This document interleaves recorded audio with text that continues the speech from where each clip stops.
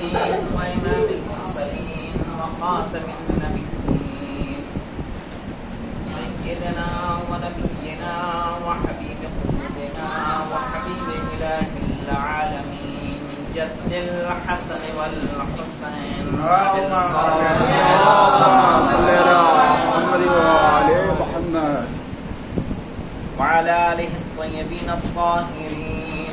أما بعد فقد قال رسول الله صلى الله عليه وآله وسلم بسم الله الرحمن الرحيم كنت مولاكم فهذا علي مولا. صلوات اللهم صل على محمد وآل محمد. آج کی یہ سعید تاریخ، یہ مبارک تاریخ جس میں مولا متقیان علی بن ابی طالب کل جہان کا مولا اور آقا معین کیا گیا، مقرر کیا گیا. آج کی وہ شب ہے. ظاہر ہے چھٹے امام سے کسی نے پوچھا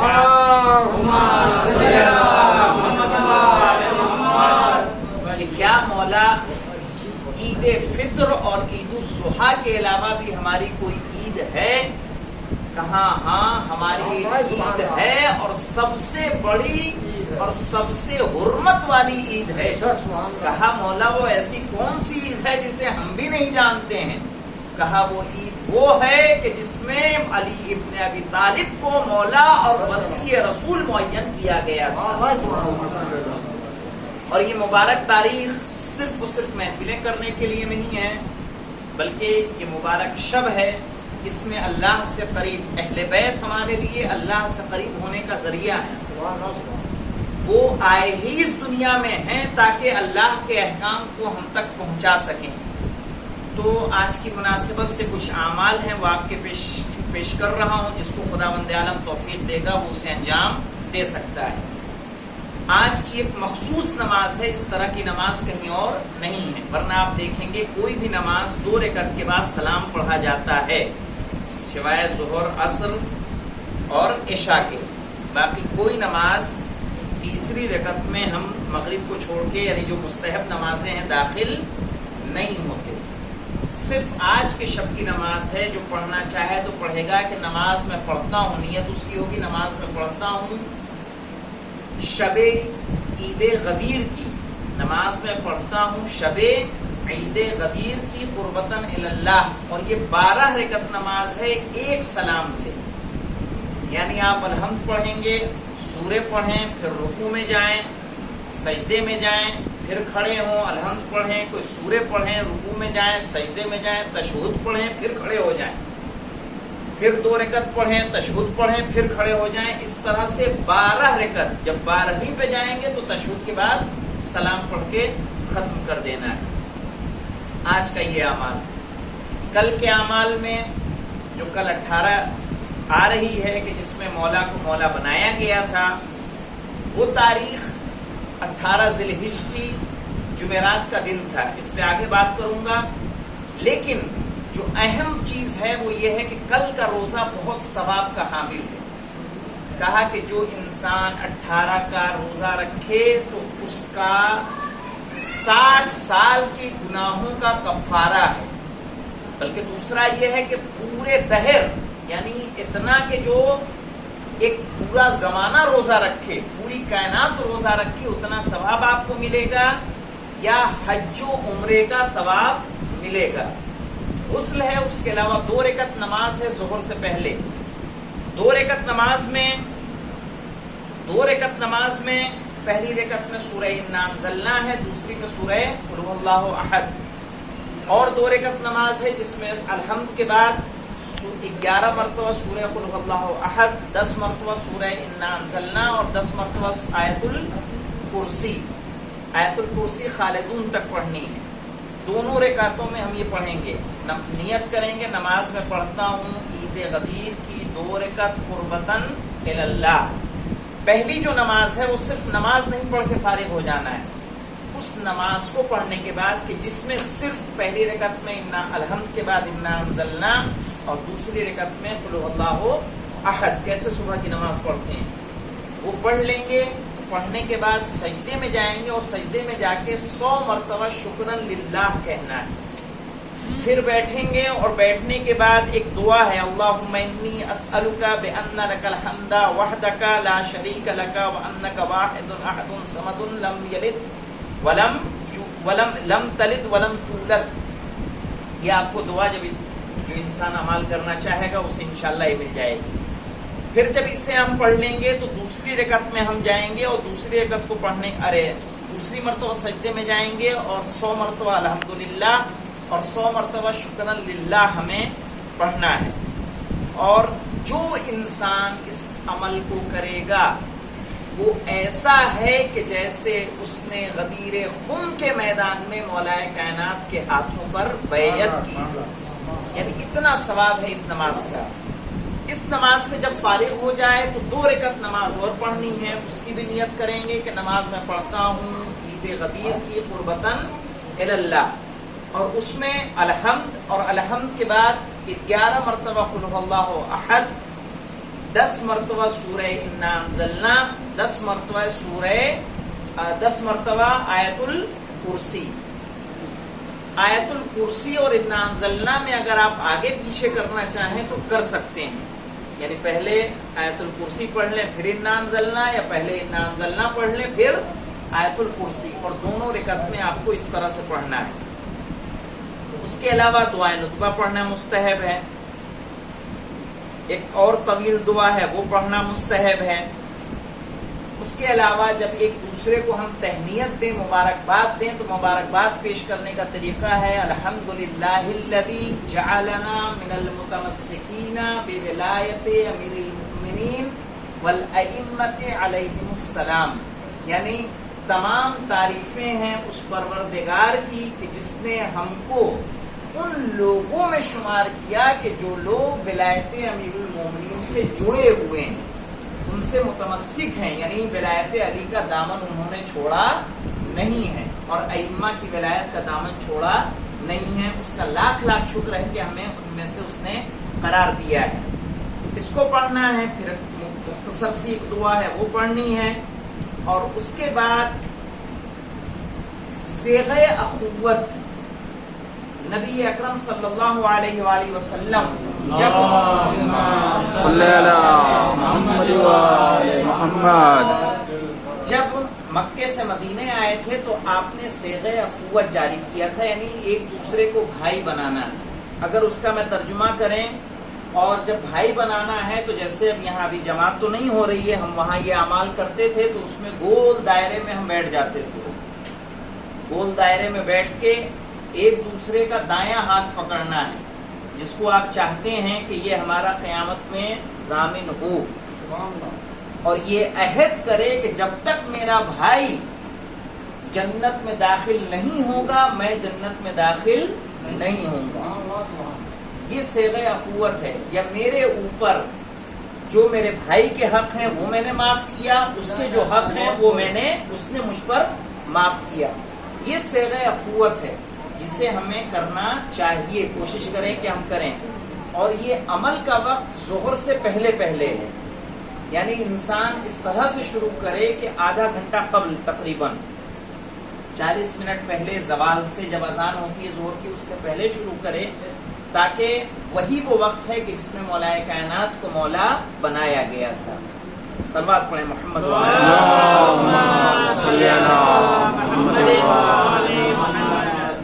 اب ہم آتے ہیں مختصر سا، بہت مختصر، تاکہ اس کے بعد آپ شعر و شاعری کر لیں. یہ اسی میں اچھا خاصا وقت چلا گیا.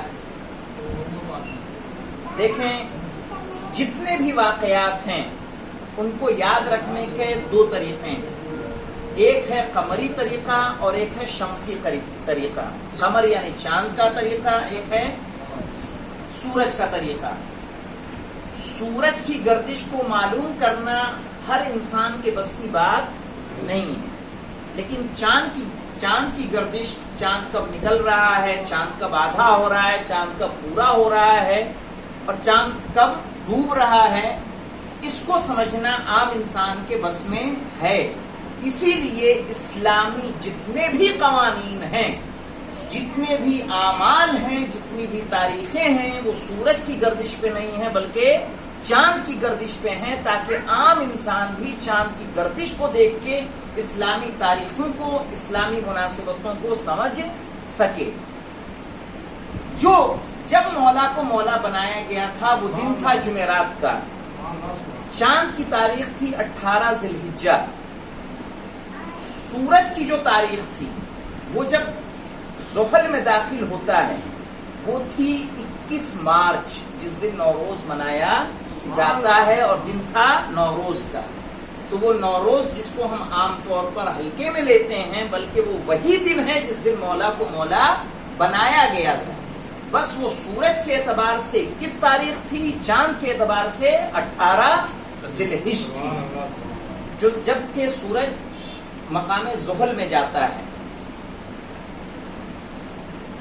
اب ایک مدعے پہ آتے ہیں ہم کہ جو کہا گیا ابھی تقریباً کہ جب ایک مفتی کا بیان آیا، غالباً وہ پاکستان کے ہیں کہ انڈیا کے، وہ تو نہیں جانتا، شاید آپ لوگوں نے بھی دیکھا ہو کہ جب شیعہ اذان دیتے ہیں اور کہتے ہیں بلا فصل، تو ہمیں شیعہ 3 وقت گالی دیتے ہیں، اس لیے کہ خلافت کا اگر دیکھا جائے تو پہلے خلیفہ پہلے حضرت، دوسرے خلیفہ دوسرے حضرت، تیسرے خلیفہ تیسرے، اور چوتھے پہ مولائے کائنات، کہ جو سن 35 میں آپ کو خلیفہ بنایا گیا۔ کہا آپ تاریخوں میں جا کے دیکھ لیں خلافت کس کی، یعنی علی کی خلافت کس نمبر پہ ہے۔ جب یہ بلا فصل کہتے ہیں تو یہ ہمیں گالی دیتے ہیں، اور یہ پہلے حضرت کی خلافت کا بھی اقرار نہیں کرتے، کیونکہ بلا فصل کا مطلب ہے کہ ادھر رسول کی آنکھ بند ہوئی، ادھر مولائے کائنات خلیفہ ہو گئے، جبکہ تاریخ ایسی نہیں ہے۔ خلیفہ کوئی اور رہا، پھر دوسرا خلیفہ، پھر تیسرا خلیفہ، چوتھے نمبر پر سن 35 ہجری میں مولائے کائنات کو خلافت ملی۔ تو یہ دیکھ لیں، اس مفہوم کو سمجھ لیں کہ دیکھیں خلافت وہ چیز نہیں ہے کہ جو تاریخوں میں معین کی جا سکے۔ 18 غدیر جو ہم منا رہے ہیں، یہ منانے کا طریقہ صرف اور صرف اس لیے ہے تاکہ ہم لوگوں کو بتا سکیں، ورنہ علی کے لیے، علی علیہ السلام کے لیے صرف 18 تاریخ میں آپ خلیفہ نہیں ہیں، بلکہ بچپنے سے لے کے آپ کے بڑھاپے تک اگر دیکھا جائے تو آپ کا ہر عمل ایسا ہے کہ آپ رسول خدا کے خلیفہ ہیں۔ چاہے وہ ذوالعشیرہ کا واقعہ ہو، چاہے وہ حدیث منزلت ہو، الا ترضی ان تکون بمنزلت ہارون من موسیٰ، کہ آپ راضی نہیں ہیں کہ آپ جس طرح سے ہارون کی منزلت موسیٰ کے نزدیک تھی ویسی آپ کی منزلت میرے نزدیک ہو۔ چاہے وہ غدیر کا میدان ہو، چاہے جنگ تبوک پہ جانے کا مرحلہ ہو، چاہے سورہ براءت کی تبلیغ ہو، ہر جگہ ایسا نظر آتا ہے کہ علی ہی رسول کے بعد ہیں، اس کے علاوہ کوئی اور ذات نہیں ہے۔ کیونکہ دیکھیں، پیسہ ہو، روپیہ ہو، اس کو سجونے کے لیے، اس کو سنبھالنے کے لیے آپ کو سیکیورٹی کی ضرورت ہوگی، محافظ کی ضرورت ہوگی، لاکر کی ضرورت ہوگی، لیکن کسی کی شجاعت کے لیے لاکر کی ضرورت نہیں ہے، کسی کی سخاوت کے لیے لاکر کی ضرورت نہیں ہے، کسی کے علم کو قید کرنے کے لیے لاکر کی ضرورت نہیں ہے۔ آپ کسی کے علم پہ قبضہ نہیں کر سکتے، کسی کی شجاعت پہ قبضہ نہیں کر سکتے، کسی کی سخاوت پہ قبضہ نہیں کرتے، کیونکہ یہ صفت وہ ہوتی ہے کہ جو انسان کی باطنی صفت ہوتی ہے جو قدرت عطا کرتا ہے۔ اسی طرح منصب خلافت ہے، کسی کے قبضہ کرنے سے یہ منصب قبضہ نہیں ہونے والا، کسی کے چھیننے سے یہ منصب چھیننے والا نہیں ہے، بلکہ بعد رسول علی خلیفہ تھے، اور بعد رسول کے دور میں بھی علی خلیفہ تھے، اور بعد رسول بھی علی خلیفہ ہیں۔ صلوات صلی اللہ محمد وآل محمد۔ اس لیے کہ یہ وہ کوالٹی ہے کہ جو کسی انسان، اور خلیفہ کہتے کس کو ہیں مجھے یہ بتائیے، کسی کی جگہ پر، اس کو سمجھ لیں، کسی کی جگہ پر بیٹھنے والے کو خلیفہ نہیں کہتے۔ وہ بیٹھ جائے کوئی وہ الگ بات ہے، صحیح خلیفہ وہ ہو کہ جب وہ سامنے آئے تو وہ خلیفہ کا کردار ایسا ہونا چاہیے جیسا رسول کا تھا، یعنی ادھر رسول ہٹیں، ان کی جگہ پہ ایسی پرسنالٹی کوئی آئے کہ جس کو دیکھنے کے بعد یہ احساس ہی نہ ہو کہ اس دنیا سے رسول جا چکے ہیں، ان کی کمی کا احساس نہ ہو. جو اخلاق رسول کا ہو وہ اخلاق اس آدمی کا ہونا چاہیے، جو گفتار رسول کی ہو وہ گفتار اس انسان کی ہونی چاہیے، جو طریقہ کار رسول خدا کا ہو وہ طریقہ کار ان کا ہونا چاہیے، جو حکومت رسول خدا نے کی وہ حکومت ان کی ہونی چاہیے. اب جس انسان کے اندر یہ صفات پائی جائیں، آپ سمجھ جائیے کہ اصل خلیفہ وہی ہے. اب یہ دیکھیے کہ بعد رسول اگر جب اسلام پر وقت آیا، کوئی ایسا وقت آیا کہ جس نے رسول کی زیارت کرنی چاہیے، تو مجھے بتائیے کہ کیا کسی اور کی زیارت کی کہ اس نے مولا کائنات کی زیارت کی؟ کیا اس کی خواہش در مولا کائنات پر پوری ہوئی یا کسی اور کے دروازے پر پوری ہوئی ہے؟ اگر کوئی خواہشات لوگوں کی پوری کر رہا ہے تو اس کا مطلب کہ خلیفہ وہی ہے. یعنی شخصیت ایسی آ جائے کہ جس کو دیکھنے کے بعد رسول کی کمی کا احساس نہ ہو. اور ظاہر ایسی شخصیت مولا کائنات کے علاوہ ہمارے پاس کوئی نظر نہیں آتی. سلوات پڑھیں محمد اللہم صلی علی محمد وآل محمد.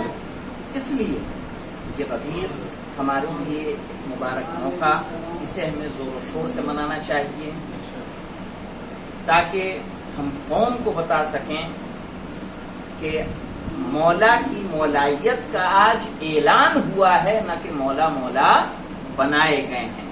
اب آتا ہے ایک مسئلہ، من کنت مولا ہو فہذا علی مولا. یہ حدیث متواتر حدیث ہے. متواتر حدیث اس حدیث کو کہتے ہیں کہ جس حدیث کو بہت زیادہ لوگوں نے نقل کیا ہو، بیان کیا ہو، یعنی اس کو کہتے ہیں یہ حدیث متواتر ہے. غدیر جیسا مجمع رسول اسلام نے اپنی زندگی میں کبھی خطاب نہیں کیا. جتنا مجمع غدیر کے میدان میں تھا اتنا مجمع کبھی اور نہیں رہا. غدیر جہاں پہ واقع ہے وہ مقام جحفہ ہے. جو لوگ جاتے ہیں حج کے لیے جب بائی فلائٹ جائیں گے تو وہ جدہ سے جحفہ جاتے ہیں، اور جحفہ جا کے وہ احرام باندھتے ہیں چونکہ وہی میقات ہے، اور وہاں سے وہ مکے میں داخل ہوتے ہیں. تو جحفہ سے 2 میل کے فاصلے پہ غدیر کا مقام ہے. اور جہاں غدیر ہے وہ جگہ ایسی ہے کہ جہاں سے یمن کا راستہ، مصر کا راستہ، شام کا راستہ الگ ہوتا ہے، کہ جہاں رسول کو یہ حکم نازل ہوا کہ یا ایھا الرسول بلغ ما انزل الیک من ربک. اب یہاں دیکھیں، ایک نقطے کی طرف اور اشارہ کروں پھر یہاں آتا ہوں کہ قرآن کا جو سب سے پہلا سورہ ہے، یعنی جو قرآن کی ترتیب ہے وہ ترتیب نزولی ترتیب نہیں ہے. جیسا قرآن نازل ہوا ہے ویسے نہیں ہے، بلکہ یہ ترتیب چھوٹے اور بڑے سوروں کے اعتبار سے ہے کہ سب سے بڑا سورہ سب سے پہلے رکھ دیا، پھر اس کے بعد اس سے چھوٹا رکھا، اس سے چھوٹا رکھا، 30ویں پارے میں سارے چھوٹے سورے ہم نے جمع کر دیے. ورنہ سب سے پہلے سورہ نازل ہونے والی سورہ اقرا بسم ربک الذی خلق، خلق الانسان من علق، سورہ علق جو 30ویں پارے میں ہے. اور سب سے آخری سورہ جو نازل ہوئی ہے، جیسے قرآن میں تو سورہ ناس ہے، قل اعوذ برب الناس، لیکن سب سے آخری نازل ہونے والی سورہ مائدہ ہے کہ جو سن 10 ہجری میں نازل ہوئی ہے. اور سب سے آخری آیت جو نازل ہوئی ہے وہ یہ ہوئی ہے الیوم اکملت لکم دینکم واتممت علیکم نعمتی ورضیت لکم الاسلام دینا، کہ آج میں نے دین کو مکمل کر دیا. اس کی لفظیں بھی دیکھیں گے تو ایسا لگتا ہے کہ یہ آخری آیت ہے.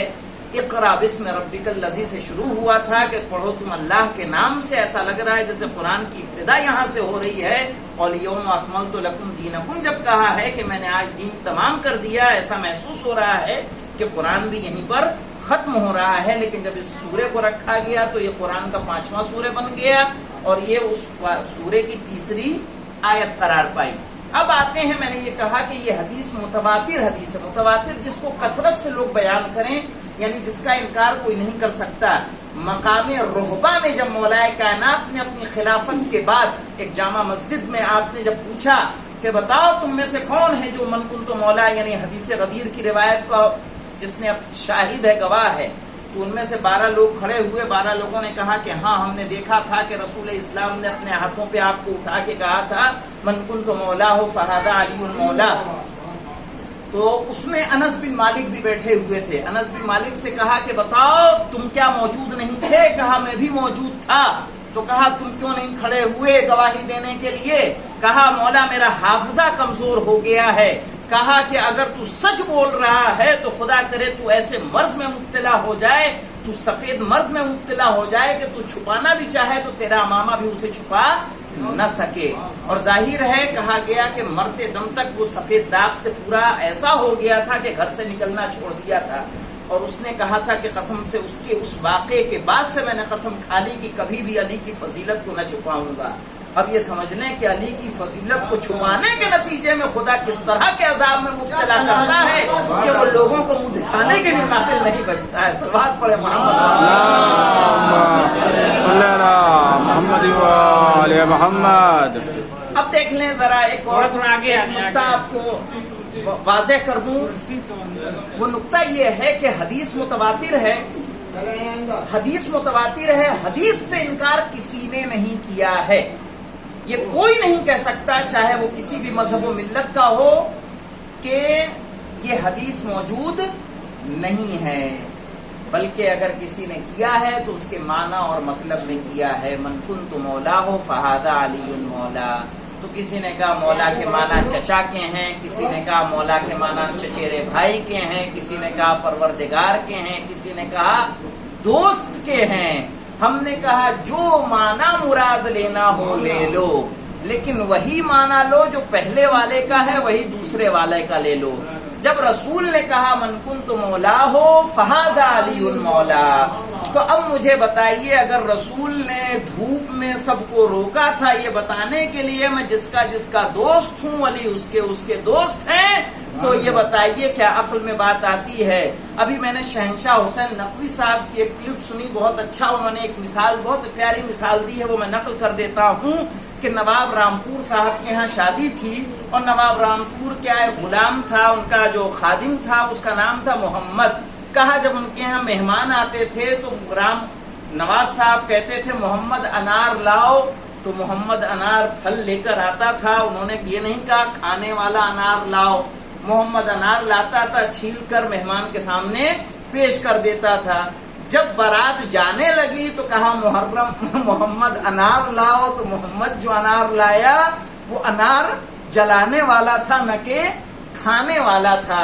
تو کہا ایک ادنا سے غلام کو یہ پتا ہے کہ کب انار کس معنی میں استعمال ہوتا ہے، تو یہ ذرا بتائیے کہ کیا رسول خدا کسی کو میدان دھوپ بھرے میدان میں روکیں گے یہ بتانے کے لیے کہ میں جس کا دوست ہوں علی اس کے دوست ہیں؟ بلکہ مولا کے معنی اولا بالتصرف کے ہیں، یعنی میں جس پر سب سے زیادہ اولویت تصرف کا حق رکھتا ہوں اس پر یہ علی بھی تصرف کا حق رکھتے ہیں. وآخر دعوانا الحمدللہ رب العالمین.